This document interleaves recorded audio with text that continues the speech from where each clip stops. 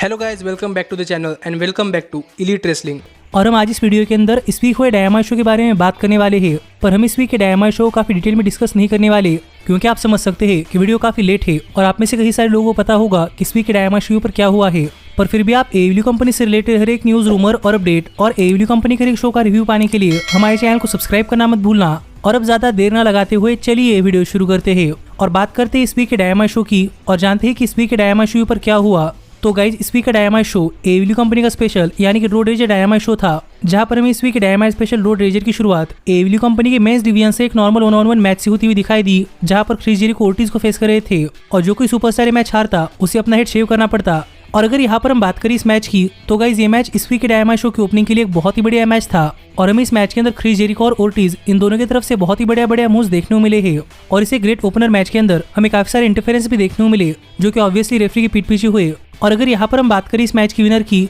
तो guys finally इस मैच के अंदर out of nowhere Fleco Del Sol ने आकर ओर्टिज के ऊपर अटैक कर दिया, जिसका फायदा उठाकर क्रिस जेरिको ने ये मैच जीत लिया है, जो देखकर काफी सारे फैंस काफी नाराज थे। पर गाइस हमें थोड़ी देर बाद पता चला कि वो फ्लेको डेल सोल नहीं बल्कि सैमी गेवेरा थे और सैमी गेवेरा ने दोबारा से क्रिस जेरिको को ज्वाइन कर क्रिस जेरिको यहाँ पर मैच जीतने के लिए मदद की। पर गाइस यहाँ पर मानना पड़ेगा कि ओर्टिज मैन ऑफ द वर्ल्ड है, क्योंकि जैसे कि इस मैच की स्टिपुलेशन थी वैसे ही ये मैच हारने के बाद यहाँ पर ओर्टिज इसलिए नहीं रुके कि जेरिको आकर उनका हेड शेव करे, बल्कि यहाँ पर ओर्टिज ने खुद एक रेजर लेकर अपना हेड शेव कर दिया। और यहाँ पर काफी सारे फैंस ओर्टिज के लिए चेयर कर रहे थे, जिससे कि आप समझ सकते हैं कि अब AEW कंपनी अंदर ओर्टिज भी काफी बड़े सुपरस्टार बन चुके हैं। और यहीं पर बात करते हुए एडी किंग्स ने ओर्टिज के सामने माइक किया और यहाँ पर बात करती ओर्टिज ने क्रिस जेरिको और उनके जेरिको ऑपरेशन सोसाइटी को एक ब्लड एंड गट्स मैच के लिए चैलेंज कर दिया है। तो देखना पड़ेगा कि इसके ऊपर जेरिको क्या कहते हैं। पर इसके बाद हमें डायनामाइट शो पर वार्डलो 20 सिक्योरिटी गार्ड्स को फेस करते हुए दिखाई दिए, जो देखा जाए तो एक अनरियल मैच है। लेकिन गाइस वार्डलो ने इस मैच के अंदर 20 के 20 सिक्योरिटी गार्ड्स के ऊपर अटैक किया और उन्हें पिन कर वार्डलो ने ये मैच जीत लिया है। पर गाइस वार्डलो के मैच जीतने के बाद दो रैप्टर्स के अंदर बैठे हुए स्कॉर्पियो स्काई और डैन लैम्बर्ट ने बात करते हुए कहा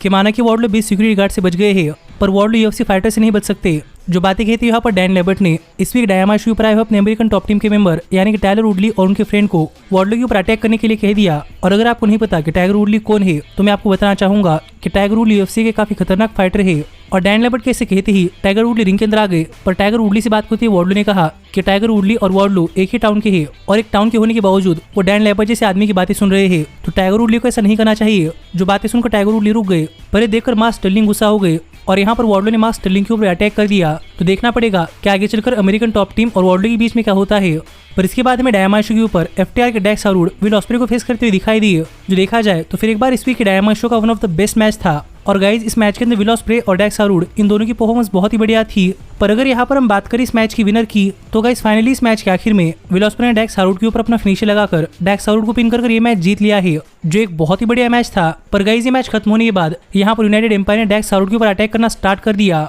और यहाँ पर यूनाइटेड एम्पायर को रोकने के लिए कोई और नहीं बल्कि ऑरेंज कैसिडी आ गए, जिन्हें देखकर विल ऑस्प्रे काफी शॉक थे। और यहाँ पर आकर ऑरेंज कैसिडी विल ऑस्प्रे के सामने खड़े हो गए और प्रॉब्ली यहाँ पर विल ऑस्प्रे ऑरेंज कैसिडी के ऊपर अटैक करने वाले थे, पर उन्हें बैक करने के लिए बेस्ट फ्रेंड्स थे, इसलिए विल ऑस्प्रे पीछे हट गए। जो देखकर आप समझ सकते हैं कि हमें प्रॉब्ली विल ऑस्प्रे और ऑरेंज कैसिडी इनके बीच में एक मैच देखने को मिल सकता है, जो मेरे हिसाब से एक बहुत ही बढ़िया मैच होगा। जिस पर आपका क्या कहना है आप मुझे कमेंट कर बताइए। लेकिन इसके बाद में डायनामाइट शो के ऊपर जॉन मॉक्सली और हिरोशी तनाहाशी अपनी इंटीरियम वर्ल्ड चैंपियनशिप के मैच से पहले एक दूसरे के आमने सामने आते हुए दिखाई दिए। और यहाँ पर आकर बातें करते हुए जॉन मॉक्सली ने कहा कि माना कि हिरोशी तनाहाशी अपने आप को एस कहते हैं, पर काफी सालों की मेहनत करने के बाद और हिरोशी तनाहाशी को बेक करने के बाद फाइनली जॉन मॉक्सली को हिरोशी तनाहाशी के खिलाफ एक मैच मिला है और मॉक्सली तनाहाशी जैसे लेजेंड को हराने का मौका नहीं गंवाने वाले और तनाहाशी को हराकर मॉक्सली नए एस बनने वाले हैं। जो बात यहाँ पर जॉन मॉक्सली ने कही और तनाहाशी का जवाब देने वाले थे कि तभी यहाँ पर क्रिस जेरिको सैमी गेवेरा और टाई कॉन्टी के साथ आ गए। और यहाँ पर आकर बातें करते हुए क्रिस जेरिको ने कहा कि जेरिको को कुछ कहना है और इसलिए जेरिको चाहते हैं कि जॉन मॉक्सली और तनाहाशी रिंग के बाहर चले जाए, क्योंकि क्रिस जेरिको को याद है कि लास्ट टाइम जब वो जॉन मॉक्सली और तनाहाशी के खिलाफ खड़े थे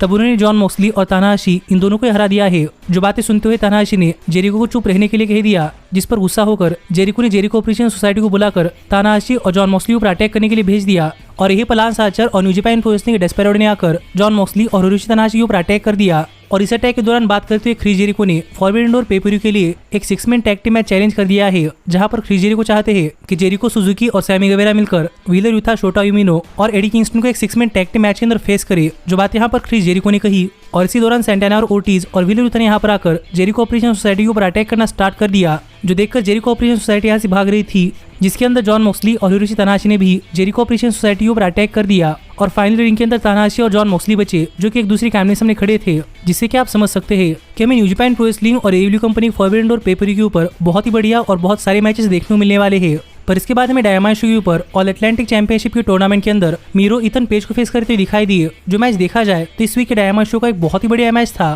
और इस मैच के अंदर काफी हार्ड हिटिंग रेसलिंग चल रही थी और प्रॉब्ली ये मैच एक फेयर एंड स्क्वायर मैच चला, जिस मैच के आखिर में मीरो ने इथन पेज के ऊपर अपना फिनिशर लगाकर इथन पेज को इस मैच के अंदर हरा दिया है और Miro all Atlantic championship tournament के अंदर एक राउंड आगे बढ़ चुके हैं। जिसके बाद में डायमंड शो के ऊपर डॉक्टर ब्रिट बेकर और टोनी स्टॉर्म इनके बीच में एक मैच देखने को मिला, जो मैच भी एक बहुत ही बढ़िया मैच था और इस मैच के अंदर भी ब्रिट बेकर और टोनी स्टॉर्म इन दोनों की बहुत ही बढ़िया परफॉर्मेंस थी और फाइनली इस मैच के आखिर में ब्रिट बेकर के ऊपर अपना फिनिशर लगाकर ब्रिट बेकर को पिन कर टोनी स्टॉर्म ने मैच जीत लिया है। जो मैच देखा जाए तो एक बहुत ही बढ़िया मैच था और टोनी स्टॉर्म के मैच जीतने के बाद हमें यहाँ पर थंडर रोज आती हुई दिखाई दी, जिन दोनों के बीच में हमें स्टे डाउन देखने को मिला है। तो देखना पड़ेगा कि आगे चलकर इनके बीच में क्या होता है। पर इसके बाद हमें हैंगमैन एडम पेज इस वीक के डायमंड शो पर आते हुए दिखाई दिए और यहाँ पर आकर बातें करते हैंगमैन एडम पेज ने कहा कि हैंगमैन एडम पेज ने फॉरबिडन डोर पेपर के ऊपर न्यू जापान प्रो रेसलिंग के वर्ल्ड हेवीवेट चैंपियनशिप के लिए काजुचिका ओकाडा को चैलेंज किया था। पर जैसा एडम कोल ने कहा था वैसा ही हुआ है, क्योंकि ओकाडा अब चैंपियन नहीं है, लेकिन हैंगमैन पे जब भी वर्ल्ड चैंपियनशिप के लिए चैलेंज करना चाहते हैं और इससे कोई फर्क नहीं पड़ता कि वर्ल्ड चैंपियन ओकाडा है या फिर जे व्हाइट। जो बात यहाँ पर हैंगमैन पेज कर ही रहे थे कि तभी यहाँ पर आकर बातें करते एडम कोल ने कहा कि एडम कोल ने पहले ही कहा है कि hangman page championship match deserve नहीं करते और वैसे भी हैंगमैन पेज ने ओकाडा को चैलेंज किया था, इसीलिए हैंगमैन पेज को वर्ल्ड चैंपियनशिप के लिए मैच नहीं मिलना चाहिए और यहाँ पर एडम कोल को वर्ल्ड चैंपियनशिप के लिए मैच मिलना चाहिए, क्योंकि जैसा कि एडम कोल ने कहा था वैसे अब जे व्हाइट वर्ल्ड चैंपियन है। जो बातें कहकर एडम कोल ने यहाँ पर जे व्हाइट को बुला लिया और सरप्राइजिंगली जे व्हाइट ने हैंगमैन पेज के पीछे से आकर हैंगमैन पेज के ऊपर अटैक कर दिया और यहाँ पर हैंगमैन पेज से बात करते हुए जे व्हाइट ने कहा कि अगर हैंगमैन पेज सोचते हैं कि उनका वर्ल्ड चैंपियनशिप के लिए मैच जे व्हाइट के खिलाफ होगा तो ऐसा नहीं होने वाला, क्योंकि जे व्हाइट हैंगमैन पेज के खिलाफ अपनी वर्ल्ड चैंपियनशिप डिफेंड नहीं करने वाले। जो देखकर एडम कोल काफी खुश हो रहे थे, क्योंकि एडम कोल को लग रहा था कि Jay White world championship Adam Cole के खिलाफ डिफेंड करने वाले हैं। पर जे व्हाइट ने बात करते हुए कहा कि जे व्हाइट एडम कोल के खिलाफ भी अपनी वर्ल्ड चैंपियनशिप डिफेंड नहीं करने वाले और जे व्हाइट अपना चैलेंजर खुद ही ढूंढने वाले हैं। जो बात यहाँ पर जे व्हाइट ने कही, जो बातें सुनकर एडम कोल भी काफी सरप्राइज थे। तो देखना पड़ेगा कि फॉरबिडन डोर पेपर व्यू पर जे व्हाइट का चैलेंजर कौन होता है। पर गाइज इस सब के बाद फाइनली इस वीक के डायमंड शो का मेन इवेंट हुआ, जहां पर हमें जुरासिक एक्सप्रेस अपने AEW कंपनी के वर्ल्ड टैग टीम चैंपियनशिप्स एक लैडर मैच के अंदर यंग बक्स के खिलाफ डिफेंड करते हुए दिखाई दिए।